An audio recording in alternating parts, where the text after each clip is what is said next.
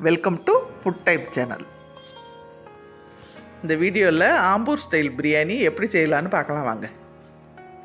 மற்ற பிரியாணியை விட இந்த பிரியாணி செய்கிறது ரொம்ப ஈஸி. ஸ்டவ்வில் குக்கர் வச்சுட்டு குக்கர் சூடானதும் எண்ணெய் விட்டுக்குவோம். ஒரு 5 டேபிள் ஸ்பூன் அளவுக்கு எண்ணெய் விட்டுக்குங்க. 2 டேபிள் ஸ்பூன் நெய் விட்டுக்குங்க.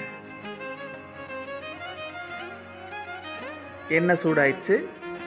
2 இலை, 2 பட்டை, 2 நட்சத்திரப்பூ, 2 ஏலக்காய், 2 கிராம்பு இது சேர்த்துக்குவோம். 4 பெரிய வெங்காயம் பொடிசாக கட் பண்ணி சேர்த்துக்குங்க.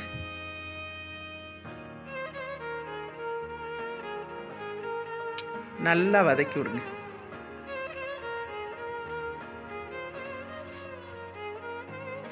இப்போ நல்லா வெங்காயம் வதங்கிடுச்சு. இஞ்சி பூண்டு பேஸ்ட்டு 1 டேபிள் ஸ்பூன் சேர்த்துக்கிறோம்.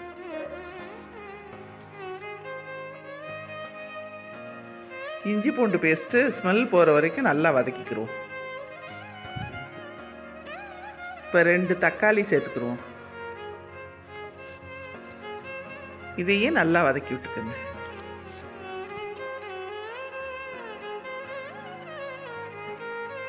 ஒரு 15 வரமிளகா அரை மணி நேரம் தண்ணியில் ஊற வச்சுருந்தேன். இதை நல்லா விழுதாக அரைச்சி எடுத்துக்கிறோம். இப்படி நல்லா பேஸ்ட்டாக அரைச்சிக்கிறணும். தக்காளி நல்லா வதங்கிருச்சு. இந்த பேஸ்ட்டை சேர்த்துக்குருவோம்.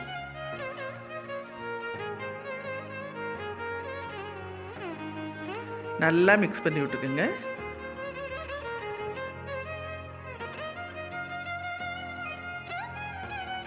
தயிர் 1 கப் ஆட் பண்ணிக்கோங்க.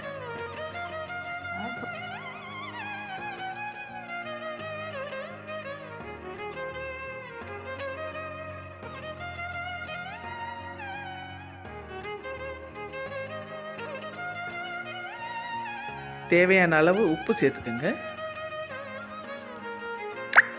1 கைப்பிடி புதினா, 1 கைப்பிடி கொத்தமல்லி சேர்த்துக்கோங்க. இதை நல்லா வதக்கி விட்டுக்கோங்க.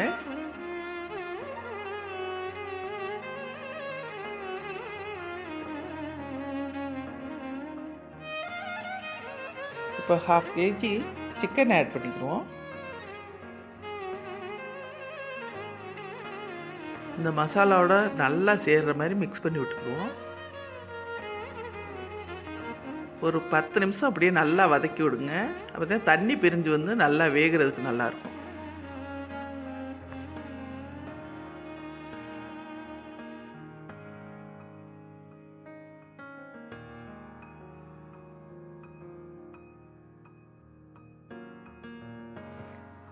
ஒரு லெமனோட சாறு எடுத்துருக்கேன். இதை ஆட் பண்ணிக்கிடுவோம்.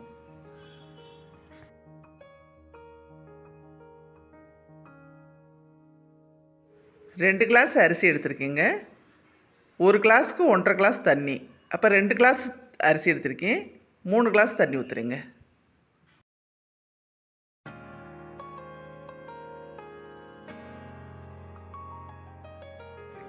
நான் சீரகசம்பா அரிசி எடுத்திருக்கேங்க. இந்த அரிசியை அரை மணி நேரம் ஊற வச்சுக்கோங்க. நல்லா தண்ணி கொதி வந்துருச்சு. இப்போ இந்த அரிசியை சேர்த்துக்குவோம்.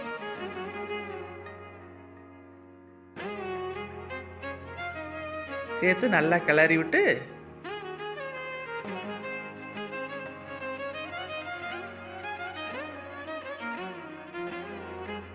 மூடி போட்டு விசில் நீக்கிருங்க.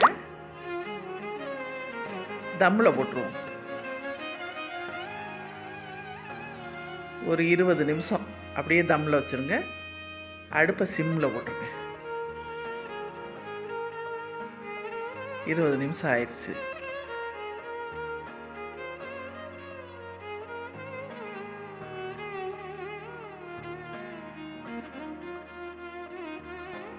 சுவையான ஆம்பூர் பிரியாணி ரெடி. இந்த வீடியோ பிடிச்சிருந்தா லைக் பண்ணுங்கள், ஷேர் பண்ணுங்கள், சப்ஸ்கிரைப் பண்ணுங்கள், கமெண்ட் பண்ணுங்கள். தேங்க்யூ.